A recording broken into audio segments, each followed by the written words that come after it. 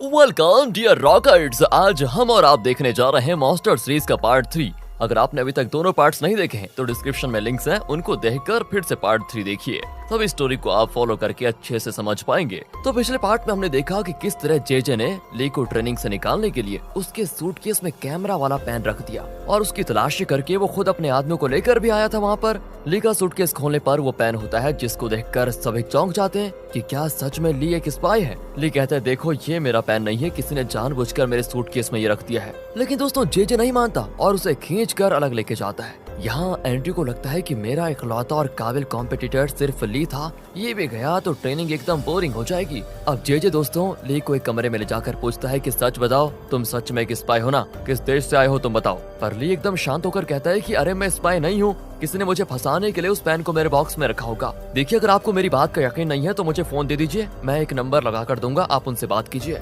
लेकिन जेजे तो फैसला ही कर चुका था कि ली को निकालना ही है। वो कहता है कि मैं किसी को कॉल नहीं करूंगा, मैंने तुम्हें ट्रेनिंग से निकालने का पूरा फैसला कर लिया है बस। और दोस्तों ये सारी चीजें इनका ट्रेनर मोजो देख रहा होता है। वो कहता है कि उसे फोन दे दो, देखते हैं वो किसे कॉल करता है। एंड जेजे भी अब कुछ नहीं कर पाता और आखिर वो ली को एक फोन दे देते हैं। दूसरी ओर पेनी को दिखाते हैं जो कि इस कंपनी के चेयरमैन की वाइफ यानी नाथन की माँ के साथ होती है। असल में इस कंपनी का नाम है डोडो ग्रुप। चेयरमैन की वाइफ बहुत ही भली औरत है और पेनी का इनके साथ उठना बैठना रहता है। असल में पेनी एक आर्ट गैलरी चलाती है जहाँ एक खास पेंटिंग को इन्हें फ्री में देने की बात कर रही होती है। तभी उन्हें एक कॉल आता है। असल में इन्हीं को दोस्तों ली कॉल करना चाहता था। लगता है पेनी ने इनकी ली से पहचान करवाई थी और वो ली से बहुत इम्प्रेस भी हो चुकी थी। वो कॉल उठाकर पूछते हैं कि बोलो बेटा कैसे हो तुम। ली कहता है कि मैडम डोडो ग्रुप में मुझे स्पाई बताया जा रहा है और मुझे ट्रेनिंग से निकालना चाहते हैं ये लोग, आप प्लीज जरा उनको बताइए कि मैं स्पाई नहीं हूँ। हाँ हाँ बेटा मैं जरूर कहूंगी। कौन है वो बेवकूफ जो तुम्हें स्पाई कह रहा है, बताओ जरा, फोन दो उसको। एंड दोस्तों ली भी जेजे को फोन देता है। जेजे तो चौंक जाता है कि ली की इतनी ऊंची पहुंच है।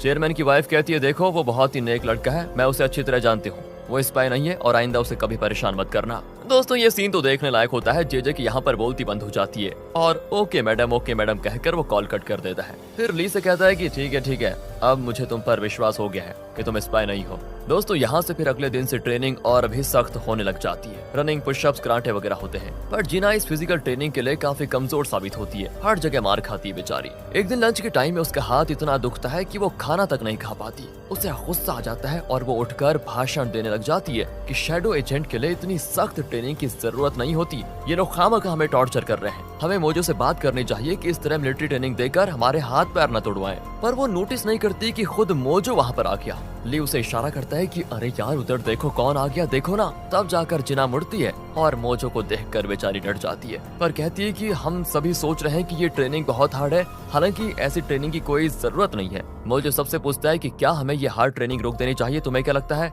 सब चुप रहते हैं क्योंकि ली इस ट्रेनिंग में बेस्ट है। तो वो ली से भी पूछता है कि क्या शैडो एजेंट के लिए ऐसी ट्रेनिंग होनी चाहिए या फिर नहीं।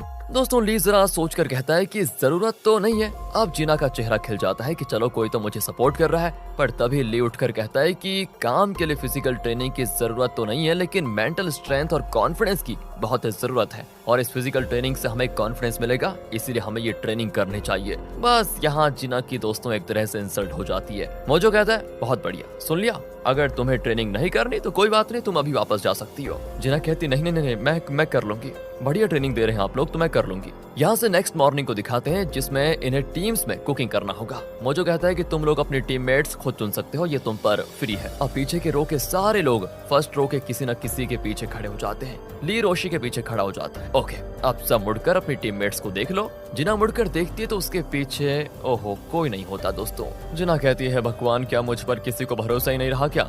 मोजो कहता है कि एक टीम में 5 से ज्यादा लोग नहीं हो सकते, कुछ लोग जिना की टीम में आ जाओ। और कोई रास्ता ना पाकर एंड्रयू जिना की टीम में आ जाता है। कुकिंग होती है शुरू। ली रोशी से पूछता है कि तुम तो बड़ी अच्छी कुक होगी है ना। रोशी कहती है मैं नूडल्स अच्छा बना लेती हूँ बस। अरे वो सब तो अच्छा ही बना लेते हैं, क्या तुम्हें फिश, चिकन वगैरह ये सब कुक करना आता है क्या। वो कहती है ये सारी चीजें क्या होती है। और दोस्तों इस पर सभी हंस देते हैं। दूसरी ओर जिना को दिखाते हैं जो शायद कुकिंग में बहुत एक्सपर्ट लगती है। वो जल्दी जल्दी काम कर रही होती है। ये देखकर तो ली की टीम सोचती है कि शायद हमने गलती कर दी, हमें जिना की टीम में पहले चले जाना चाहिए था।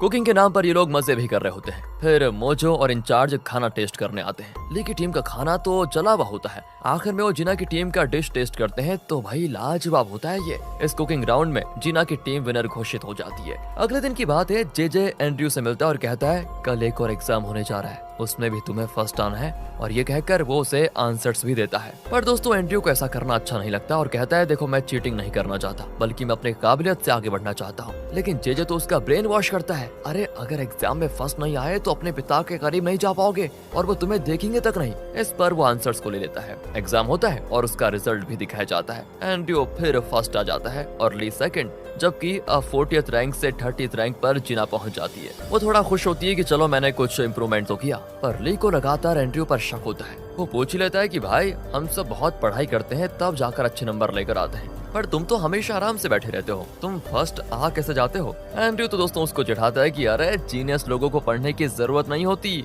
वो आराम से सब कुछ कर लेते हैं, कहकर वो चला जाता है। लेकिन ली का शक और मजबूत हो जाता है ये सुनकर। नेक्स्ट होता है कराटे। एंड्रयू के साथ एक लड़की फाइट करने आती है, लेकिन लगता है उसे एंड्रयू पसंद है, इसलिए वो जानबूझकर हट जाती है। फिर रोशी के साथ लड़ने के लिए एक लड़का आता है, पर रोशी उसको 2 मिनट में उठाकर पटक देती है।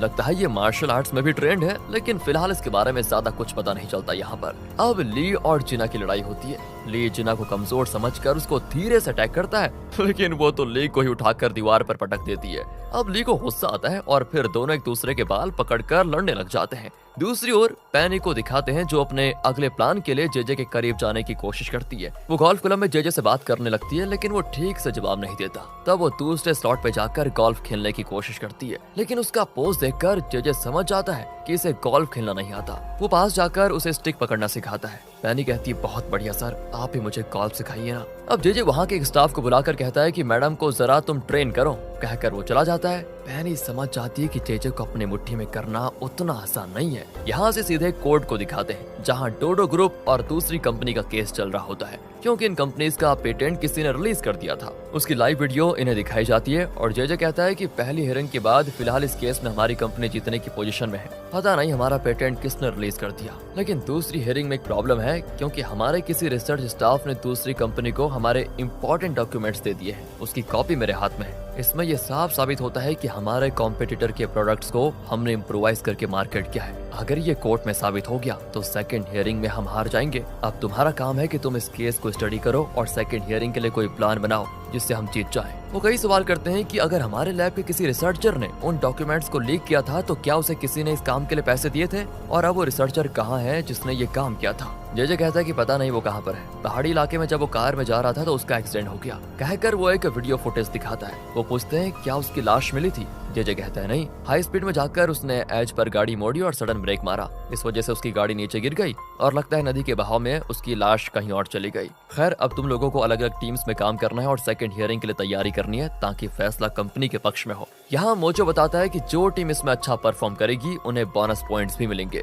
सभी अपनी अपनी टीम्स बना लेते हैं, लेकिन जिना को कोई अपनी टीम में नहीं लेता तो वो खुद एंट्री की टीम को ज्वाइन कर लेती है। लेकिन दोस्तों वो कुछ ज्यादा ही अकड़ रहा होता है तो जिना चिढ़कर ली की टीम में आ जाती है। पर इस टीम में शिरिल नाम की लड़की होती है जो ली से कहती है ये लोकल स्कूल में पढ़कर यहाँ आई है क्या, इसे टीम में लेना एकदम बेकार होगा। लेकिन ली कहता है कोई बात नहीं, उससे भी हम टीम में ले लेते हैं, कुछ नहीं होगा। लेकिन जीना को गुस्सा आ जाता है और कहती है मुझे किसी की टीम में नहीं रहना, मैं अकेले इस केस को स्टडी करके रिपोर्ट बना लूंगी। कहकर वो लाइब्रेरी में जाती है और वहाँ ऐसे बुक्स उठाती है जिनमें इस तरह के केसेस की डिटेल्स होती है। ली और एंट्यू कहते हैं कि हमें भी बुक्स चाहिए। जिना कटकर कहती है कि मैं पढ़कर लौटाऊंगी, तब उठा लेना तुम लोग। दूसरी ओर जेजे चेयरमैन के घर आता है। चेयरमैन का सिक्योरिटी कहता है कि चेयरमैन सेकंड हियरिंग को लेकर टेंशन में है, ध्यान से बात करना। जेजे अंदर जाता है तो चेयरमैन खाना खा रहा होता है। वहाँ किमी भी होती है जिसके साथ जेजे का अफेयर है दोस्तों। असल में किमी चेयरमैन की रिश्तेदार है, इसलिए वो यहाँ पर आई हुई है। चेयरमैन अब जेजे से पूछता है केस कैसा चल रहा है। जेजे कहता है कि सेकंड हियरिंग में हमारे जीतने के 50% चांसेस हैं। अब चेयरमैन गुस्से में कहता है कि वो सब मैं नहीं जानता, तुम कुछ भी करो, मेरी कंपनी को इस केस में जीतना है बस। पर चेयरमैन की वाइफ को चेयरमैन का ये बर्ताव ठीक नहीं लगता और वो बड़े प्यार से जेजे से कहती है तुमने खाना तो नहीं खाया होगा, आ जाओ हमारे साथ डिनर करो। पर चेयरमैन अपनी वाइफ पर भड़क जाता है क्योंकि वो अपने से कम दर्जे वालों के साथ बैठकर खाना पसंद नहीं करता दोस्तों। जेजे बहुत ही इंसल्टेड फील करता है, लेकिन कहता है शुक्रिया मैडम पर मुझे भूख नहीं है। और यहाँ तो किमी को भी चेयरमैन पर गुस्सा आ जाता है, वो भी बिना खाए उठकर चली जाती है। यहाँ दोस्तों जैसा कि ली को एंड्रयू पर शक था तो वो हर वक्त उस पर नजर रखता है। एंड्रयू को एक कॉल आता है और वो कॉल अटेंड करता है। ली के कान तो बहुत तेज हैं, ये तो हम जानते हैं, तो उसे उस आदमी की आवाज भी आती है जो फोन पर एंड्रयू से बात कर रहा है मतलब, और वो आवाज होती है जेजे की। जेजे एंड्रयू से अकेले में मिलना चाहता है। और अब ली सोच में पड़ जाता है कि जे एंड्रयू से क्यों मिलना चाहता है। यहाँ से दिखाते हैं कि जे और एंड्रयू एक जगह बैठे होते हैं। जे एंड्रयू को एक पेन ड्राइव देकर कहता है कि इसमें इस केस की कुछ डिटेल्स हैं। दरअसल हमें आइवन नाम की एक कंपनी पर शक है कि उसी ने हमारा पेटेंट रिलीज करवाया। तुम इस बात को अपनी रिपोर्ट में लिखोगे तो बाकी टीम से तुम आगे निकल पाओगे। ली कुछ दूर पर बैठा होता है और उनकी बातें साफ साफ सुन रहा होता है। वो तुरंत आइवन कंपनी की डिटेल्स को सर्च करने लगता है। दूसरी ओर रोशी को दिखाते हैं जो जॉगिंग करके एक बेंच पर बैठी होती है। उसके पास एक आदमी बैठा होता है जिसने चश्मा पहना है। रोशी उसे कहती है, मुझे तो नेशनल इंटेलिजेंस एजेंसी में भी ऐसी सख्त ट्रेनिंग नहीं मिली जो यहाँ पर मिल रही है। मतलब दोस्तों रोशी NIA के लिए काम करती है और किसी मकसद के साथ ही वो इस कंपनी को ज्वाइन करने आई है। वो आदमी कहता है कि जो भी हो तुम सावधान रहना। वैसे इस आइवन कंपनी का नाम बीच में आ रहा है इसमें, उसके बारे में भी तुम रिसर्च कर लो। इस तरह वो रोशी को कुछ हिंट देकर चला जाता है। यहाँ ली की टीम और एंड्रयू की टीम एक दूसरे को चुनौती देती है कि इस केस रिपोर्ट में तो हम ही जीतेंगे।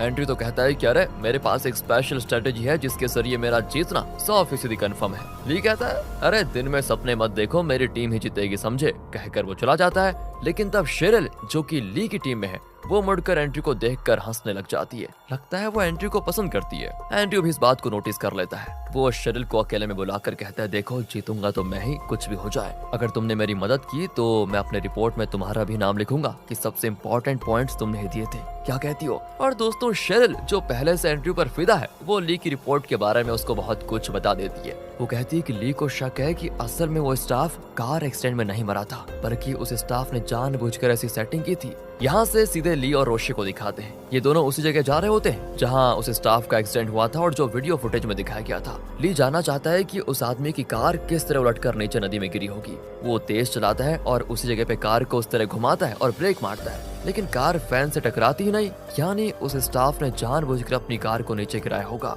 वो एक्सीडेंट तो नहीं था बल्कि उस स्टाफ की कोई चाल थी। ली दोस्तों ये सब कुछ कह रहा होता है, लेकिन तभी पीछे से कार तेजी से आ रही होती है। लगता है वो कंट्रोल खो चुकी है एंड वो सीधे आकर ली की गाड़ी को टक्कर देकर रुक जाती है। उसके अंदर से निकलती है जीना। असल में ली की तरह जीना को भी शक हो गया था कि ये उस स्टाफ की कोई चाल थी, असल में ये एक्सीडेंट नहीं था। जीना को भी यही सोचता है, इसलिए वो भी प्रैक्टिकली चेक करने आ गई थी कि इतनी स्पीड के साथ अगर कोई इस जगह गाड़ी घुमाएगा तो गाड़ी नीचे गिरेगी या फिर नहीं। असल में जीना ने बहुत सारे बुक्स रेफर किए थे जिनके आधार पर वो इस नतीजे पर पहुंची थी। तभी पीछे एक और गाड़ी में एंड्रयू आता है। वो कहता है, ली प्लीज मुझे अपनी टीम में ले लो यार, मुझे भी लगता है कि वो स्टाफ मरा नहीं और मुझे डर है कि इस बार मैं तुमसे हट जाऊंगा। प्लीज क्या तुम मुझे अपनी टीम में ले लोगे? ली पूछता है, ये तुम क्या कह रहे हो? जवाब में एंड्रयू पूछता है, तुम्हें क्या लगता है मैं क्या कह रहा हूँ? इस तरह आपस में सवाल करते हुए यहाँ पर होता है पार्ट 3 का एंड। इंतजार कीजिए पार्ट 4 का, और आगे के पार्ट्स देखना चाहते हैं तो सीरीज की वीडियोस को लाइक एंड ज्यादा से ज्यादा शेयर एंड सब्सक्राइब करें। और अगर ये वीडियो अच्छी लगी हो, स्टोरी अच्छी लगी हो, एक्सप्लेनेशन अच्छा लगा हो, क्यों नहीं लाइक करते हैं आप। मिलते हैं अगली वीडियो में, ध्यान रखिए अपना and finally thanks for watching.